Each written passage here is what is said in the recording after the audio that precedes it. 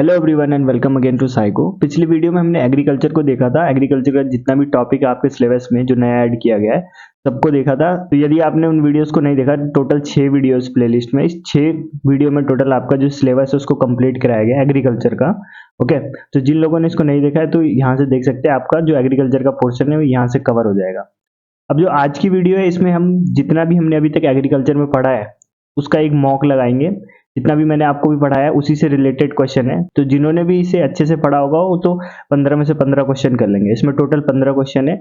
Okay, और comment के माध्यम से आपको बताना है कि आपके 15 में से आपके कितने सही हुए। वैसे जिन्होंने ये 6 वीडियो देखी होंगी उनके 15 में से 15 आने चाहिए। ठीक है, अगर आपके 15 में से 15 नहीं आ रहे हैं तो आपने, इसका मतलब है कि वीडियोस को आपने सीरियसली नहीं देखा है। अब इस वीडियो के बाद जो हम नेक्स्ट सिलेबस में कवर करेंगे वो करेंगे हम फॉरेस्ट्री के टॉपिक को। तो जो आगे की वीडियो जो आएगी उसमें हम फॉरेस्ट्री का जितना भी पोर्शन दिया गया है उसको कवर करेंगे। ठीक है, मेरा जो टारगेट है फरवरी एंड तक आपको जो जितना भी नया पोर्शन ऐड हुआ है, चाहे वो बायो में ऐड हुआ, एग्रीकल्चर या फिर फॉरेस्ट्री में ऐड हुआ, उसको कंप्लीट करा देना। ठीक, तो फॉरेस्ट्री के जो टॉपिक जो है वो मैं आपको 3 से 4 वीडियो में कंप्लीट करा दूंगा। ठीक, तो चलिए शुरू करते हैं इस वीडियो को।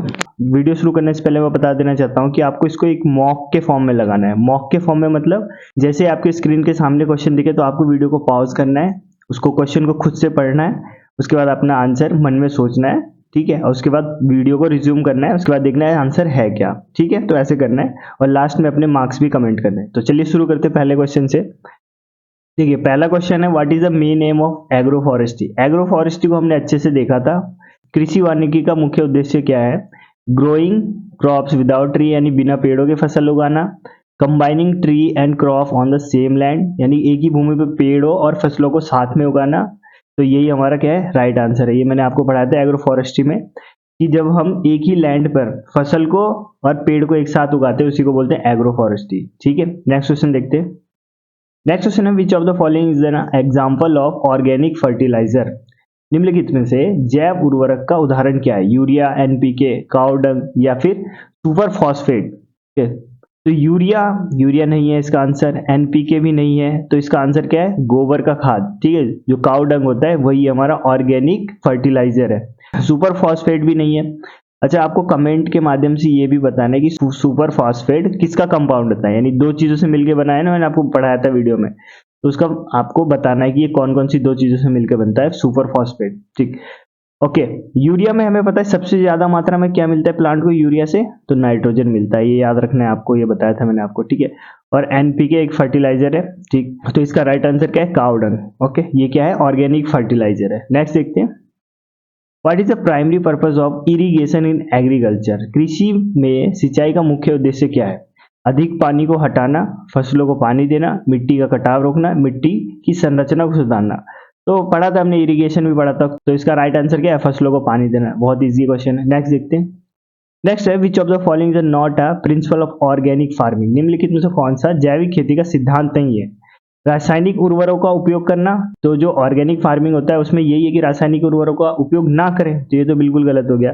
ऑप्शन नंबर बी है सॉइल हेल्थ मैनेजमेंट, मिट्टी स्वास्थ्य प्रबंधन। ओके, सी देखिए फसल चक्रीकरण, क्रॉप रोटेशन। तो क्रॉप रोटेशन और ऑर्गेनिक फार्मिंग का कुछ लेना देना नहीं है। लास्ट देखिए डी है प्राकृतिक कीट नियंत्रक का उपयोग, use of natural pest control. तो इसका भी कोई मतलब नहीं बनता। इसका राइट आंसर है ऑप्शन नंबर बी, मिट्टी स्वास्थ्य प्रबंधन, यानी कि सॉइल की हेल्थ को क्या कहते हैं? मैनेज करते हैं। ऑर्गेनिक फार्मिंग का उद्देश्य तो यही होता है ना कि जो सॉइल की फर्टिलिटी है, उर्वरकता है, उसको कुछ नुकसान ना पहुंचे।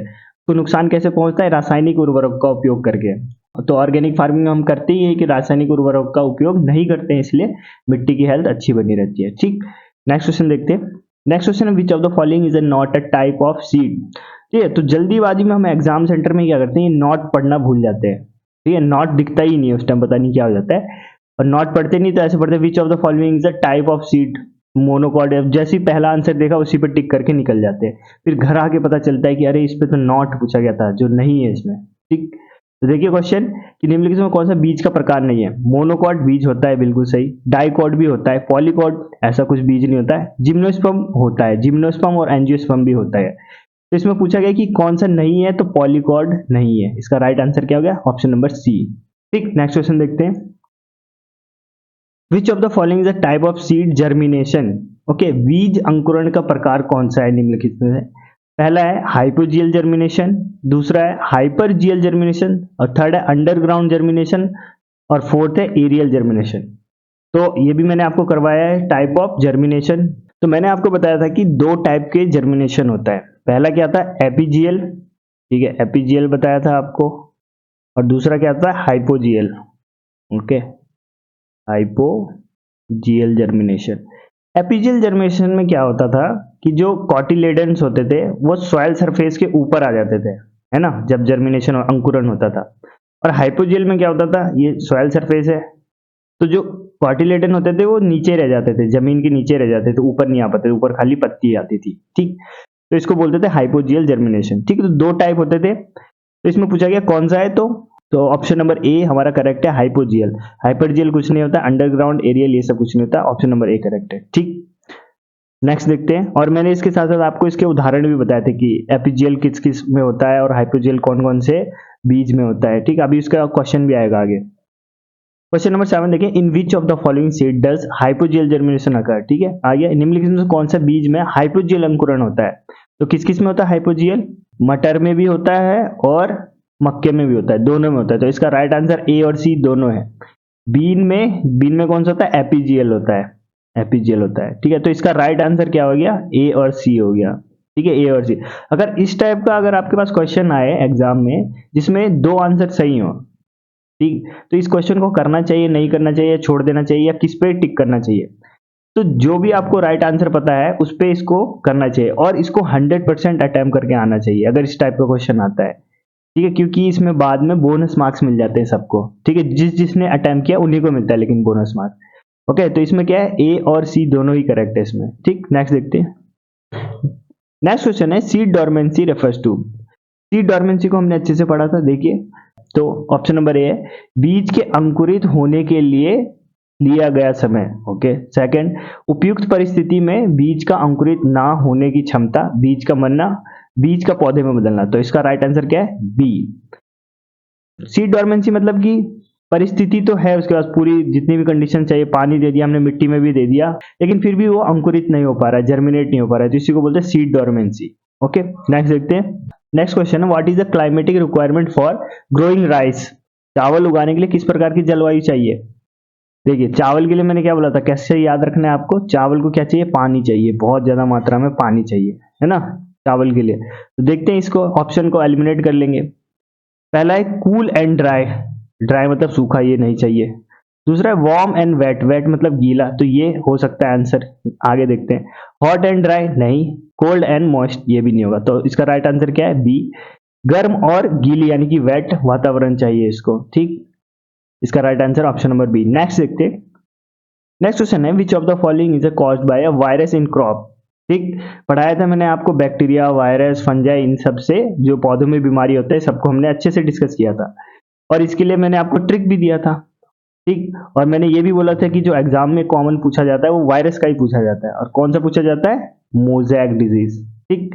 जहां पे भी मोजैक मिल जाए आपको, इसका मतलब वो वायरस से हो रहा है। इसका राइट आंसर क्या है, ऑप्शन नंबर सी। नेक्स्ट देखते हैं।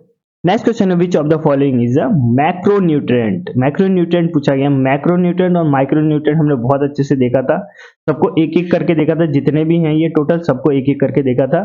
ओके, तो अब पूछा गया कि मैक्रोन्यूट्रिएंट कौन सा है। देखिए, मैंने आपको बोला था कि एनपीके तो याद कर ही लेना है। एनपीके अगर पेपर इजी आएगा तो यहीं से पूछ लेगा। एनपीके क्या होता है, मैक्रोन्यूट्रिएंट। मैक्रोन्यूट्रिएंट वो पोषक पदार्थ होते हैं जो पौधों को अधिक मात्रा में चाहिए, जिसमें सबसे ज्यादा क्या होता है, एनपीके, नाइट्रोजन, फास्फोरस और पोटेशियम, ठीक। ऑप्शन में देखिए, आयरन नहीं, ये क्या है, माइक्रो है। जिंक भी क्या है, माइक्रो है। नाइट्रोजन दे दिया, ये क्या है, मैक्रोन्यूट्रिएंट, ये राइट आंसर। मैग्नीज दिया हुआ है, अगर यहाँ मैग्नीशियम होता तो क्या होता, वो मैक्रोन्यूट्रिएंट होता, पर ये मैग्नीज है तो ये क्या है, माइक्रोन्यूट्रिएंट, ठीक। Option number C correct. Next देखते हैं। नेक्स्ट है, what is the primary benefit of crop rotation in agriculture. कृषि में फसल चक्र का मुख्य लाभ क्या है। देखते हैं ऑप्शन। उर्वरक की आवश्यकता बढ़ाना, to increase the need of fertiliser. Second, मृदा कटाव को कम करना और मिट्टी की उर्वरता को बढ़ाना। ओके, ये हो सकता है इसका राइट आंसर। आगे देखते हैं, सी ऑप्शन है, फसलों के लिए अधिक पानी की आवश्यकता, तो पानी से कुछ लेना देना नहीं। डी देखिए, सिंचाई के लिए समय की कमी। ओके, ये भी गलत है। इसका right answer option number B है। क्रॉप रोटेशन मतलब कि पहले हमने लगा दिया, गेहूं लगा दिया, ठीक है, गेहूं लगा दिया, ठीक। अब क्या हुआ, गेहूं लगा दिया तो उसका जो मिट्टी है, मिट्टी की जो उर्वरकता है वो थोड़ी कम हो जाएगी, तो दूसरी बार उसमें क्या लगा देंगे, दालें लगा देंगे, लेगुमिनस प्लांट लगा देंगे, जिससे क्या होगा, जो मिट्टी में नाइट्रोजन फिक्सेशन होगा, इससे क्या होगा, मिट्टी की उर्वरकता शक्ति बढ़ जाएगी। फिर उसके बाद तीसरी बार फिर गेहूं लगा दो। ठीक है, तो इससे क्या होगा, मिट्टी की जो उर्वरकता क्षमता है वो बढ़ती रहेगी, है ना, उसमें कमी नहीं आएगी। तो इसलिए हम क्रॉप रोटेशन का यूज करते हैं, फसल चक्र का यूज करते हैं। अब अगर हम गेहूं लगाएं, बार बार गेहूं लगा रहे हैं इसमें बार बार, तो क्या होगा, मिट्टी की उर्वरकता क्षमता चली जाएगी। ओके, तो इसका राइट आंसर क्या है, option number B, reduce soil erosion and improve soil fertility. Next देखते हैं। नेक्स्ट है, which of the following is example of plant growth regulator. तो मैंने इसके लिए क्या बोला था, एक वीडियो का लिंक दिया था प्लांट हार्मोन वाला, मैंने बोला था कि उससे पढ़ लेना है क्योंकि ये ऑलरेडी पढ़ाया हुआ था। ठीक, तो उसमें बताया गया है अच्छे से कि जिब्रेलिन जो होता है, जिब्रेलिन वो क्या है, प्लांट ग्रोथ रेगुलेटर होता है। ठीक है, या फिर ये जिब्रेलिन होता है, ये क्या होता है, सेल डिवीजन को प्रमोट करता है, सेल डिवीजन को प्रमोट करता है, यानी कि जो सेल का ग्रोथ है उसको रेगुलेट करता है। ठीक है, तो इसका ऑप्शन नंबर बी राइट है। ठीक, नेक्स्ट देखते हैं। नेक्स्ट है, what is the one of the primary cause of soil fertility depletion. मृदा की उर्वरता में कमी का एक प्रमुख कारण क्या है। पहला, ऑर्गेनिक फार्मिंग, नहीं ये तो बिल्कुल गलत है। ऑर्गेनिक फार्मिंग से जो मिट्टी की उर्वरकता है वो बढ़ती है। ठीक है, तो ये उल्टा दे दिया। Continuous monocropping without applying soil nutrition, मृदा पोषक तत्वों को पुनः प्राप्त किए बिना निरंतर एक ही फसल की खेती करना। जैसे अभी मैंने पीछे भी बताया आपको कि एक ही फसल आप बार बार लगा रहे हो तो उससे क्या होगा, मिट्टी की उर्वरकता क्षमता क्या हो जाएगी, कम हो जाएगी। ठीक है, तो इसका right answer option number B ही है, मृदा पोषक तत्वों को पुनः प्राप्त किए बिना निरंतर एक ही फसल लगाना। ओके, आगे देखते हैं। लास्ट क्वेश्चन है आज का, विच of the following uses herbicides for plant growth. निम्नलिखित में से कौन सा पौधों के विकास के लिए हर्बिसाइड का उपयोग करता है। हर्बिसाइड हम क्यों यूज करते हैं, ये पूछा गया। फॉर इंसेक्ट कंट्रोल, इंसेक्ट यानी कीटनाशकों के लिए तो क्या यूज करते हैं हम, इंसेक्टिसाइड यूज करते हैं, कीटनाशक यूज करते हैं।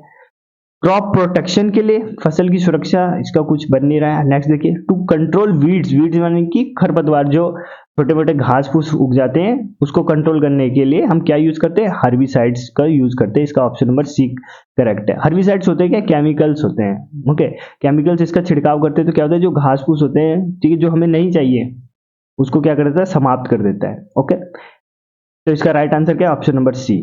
ठीक, ओके, तो इस वीडियो को हम यहीं पे खत्म करते हैं। अगर आपको इस वीडियो से कुछ सीखने को मिला हो तो इस वीडियो को लाइक करें। ओके, मिलते हैं नेक्स्ट वीडियो में। जय हिंद।